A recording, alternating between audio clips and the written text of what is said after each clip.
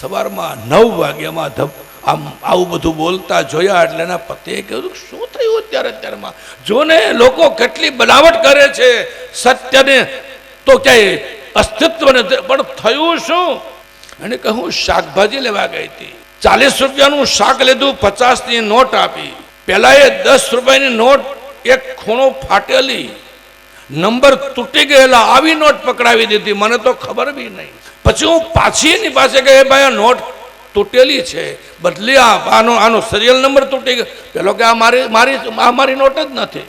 અરે ભાઈ મેં 50ની નોટ આપી, તે મને 10ની નોટ પાછી આપી. આ તારી આપેલી હમણાં તો બોલો કે છે, આ મારી છે. એના પતિ કે ઘરે રે બાવરી, એક 10ની નોટ ઘરમાં ખોટી આવી ગઈ, બસ શું કામ સવાર બગાડે છે? મારે બપોર પછી કથામાં જવું જ છે ને. આ વાત ને અટકી હોત તો વાંધો નહોતો, ત્યાં તો એ બેન બોલી હું ઘરે થોડી લાવી છું, તો એ પછી તો કોથમીર નહોતી લેવાની ને, તો એ બાજુવાળા ભૈયાના બેવડી વાળીને આપી દીધી ને કોથમીર. એટલે તું બીજા સાથે અસત્યનું આચરણ કરી શકે, તારી સાથે કોઈ નહીં કરવું જોઈએ. આ માણસ જાતનો સ્વભાવ છે.